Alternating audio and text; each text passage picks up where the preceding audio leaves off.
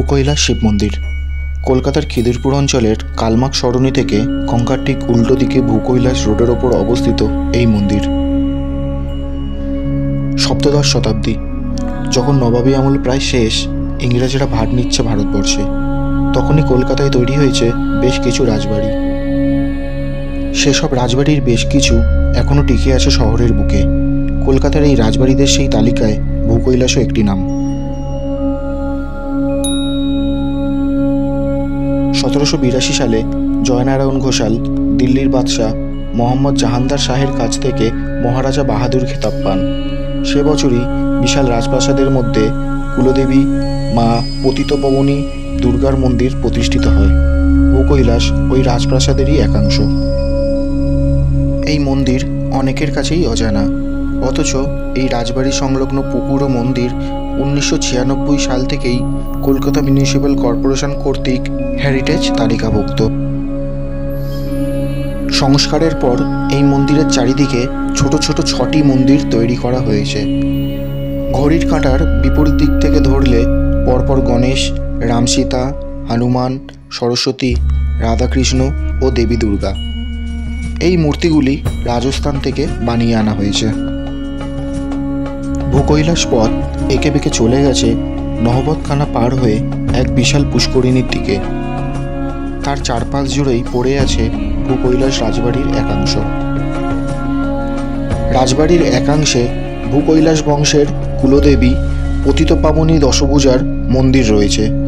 এই মন্দিরের পার্শ্ববর্তী ঘরে রাজা জয়নারায়ণ ঘোষালের মূর্তিও প্রতিষ্ঠিত রয়েছে। মূল মন্দিরের কিছুটা আগেই একটি ছোট্ট হনুমান মন্দির আছে। এই মন্দিরে মহাবীর হনুমান দেবাদিদেব মহাদেবের মাথায় জল ঢালা অবস্থায় বিরাজমান।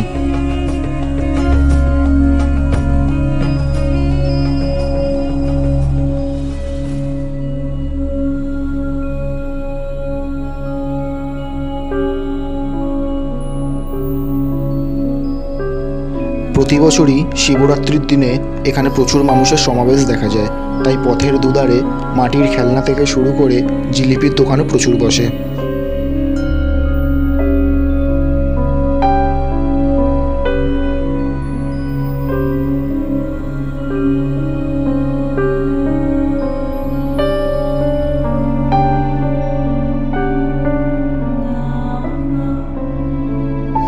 মন্দিরে যাওয়ার পথে রাস্তার দুদিকেই বাবার মাথায় জল ঢালার জন্য মাটির ঘটিতে জল ভরে রাখা থাকে। এছাড়াও প্রসাদ হিসাবে বেল, শসা, কলা, মিষ্টি ও অন্যান্য জিনিস বিক্রি করা হয়।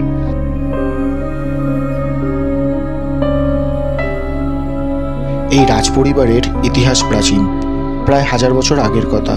পাল যুগের শেষ, বৌদ্ধ ধর্ম তার কৌলিন্য হারিয়েছে, শুরু হয়েছে সেন বংশ।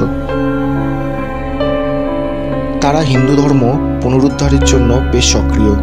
সে আমলে কৌনজ অর্থাৎ কনাইকুঞ্জ থেকে একদল ব্রাহ্মণ এ দেশে এসেছিলেন।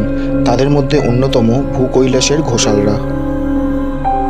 ঘোষাল বংশের আদিপুরুষ কান্দর্প ঘোষাল থাকতেন গোবিন্দপুর অঞ্চলে। তখনও কলকাতার পত্তন হয়নি।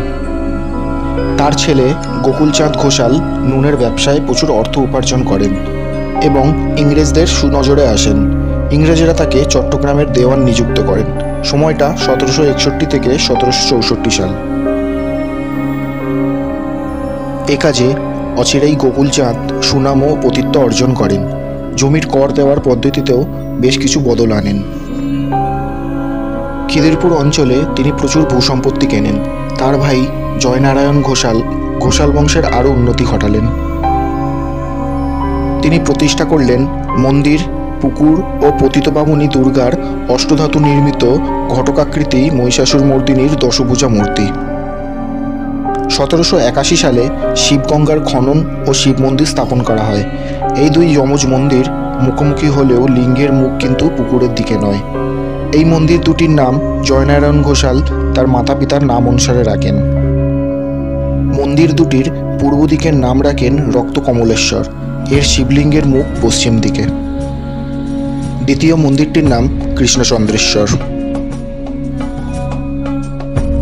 18 ফুট উচ্চতার এক একটি করে কোষ্ঠী পাথরের শিবলিঙ্গ রয়েছে এই মন্দিরে। যা কিনা একটিমাত্র পাথর কেটে তৈরি শিবলিঙ্গ হিসাবে এশিয়ার মধ্যে উচ্চতম।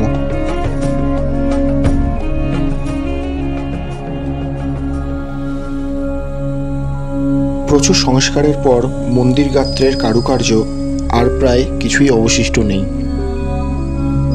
তবে উঁচু চাতালের ওপর থেকে মন্দিরের ভেতর প্রবেশ করলে দেওয়ালে কিছু অঙ্কের কাজ নজরে আসে, বিশেষত রক্ত কমলেশ্বর মন্দিরে। এই পুকুরটি এখন সংস্কার করা হয়েছে।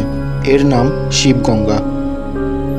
রয়েছে দুটি বিশালাকার শিবলিঙ্গ সম্মিলিত মুখোমুখি দুই শিব মন্দির।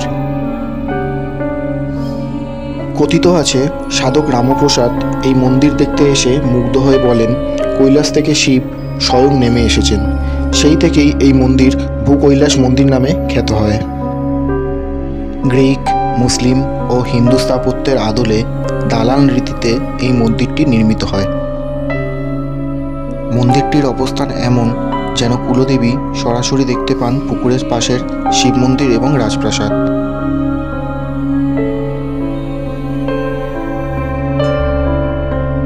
এই মন্দিরের উঠানের চারিদিকে 4টি পৃথক মন্দিরে অবস্থান করছেন মকরবাহিনী গঙ্গা, পঞ্চাননদেব, রাজরাজেশ্বরী এবং মহাকাল ভৈরব। মহারাজ কুল পুরোহিত হিসাবে নিযুক্ত করেছিলেন চণ্ডীচরণ পাঠককে। আজও তার বংশধররাই পুজো চালিয়ে যাচ্ছেন।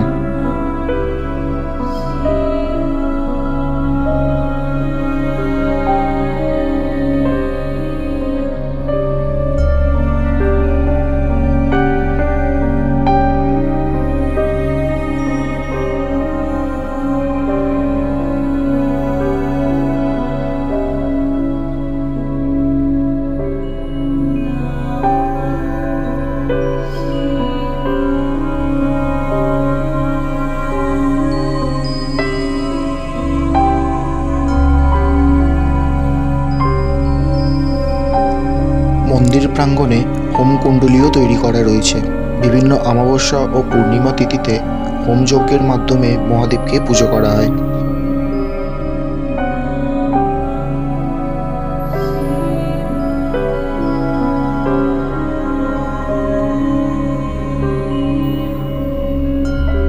মহাশিবরাত্রির দিনে দেবাদিদেব মহাদেবের পাশাপাশি তার বাহন নন্দীর মাথায়ও দুধ ও জল ঢেলে তাকে পুজো করা হয়।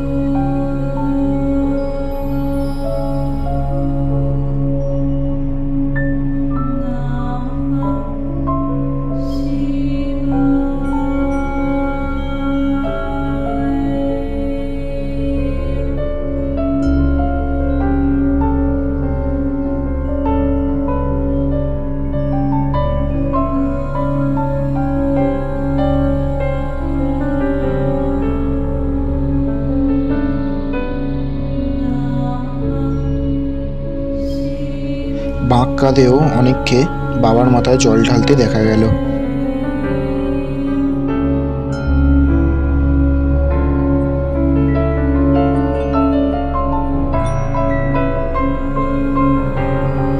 মূল মন্দির প্রাঙ্গণের ঠিক পাশেই রয়েছে পতিতপাবনী দুর্গার অষ্টধাতু নির্মিত ঘটকাকৃতি মহিষাসুর মর্দিনীর দশভুজা মূর্তি।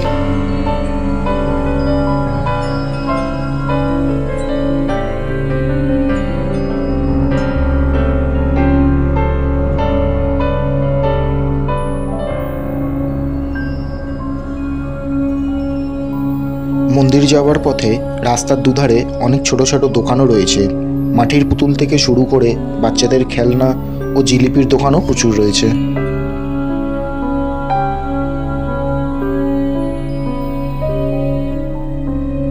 আজও রাজবাড়ির মাঠে শিবরাত্রি উপলক্ষে 1 মাসব্যাপী মেলা বসে। প্রতি বছরই এখানে বিশালাকার মেলার আয়োজন করা হয়।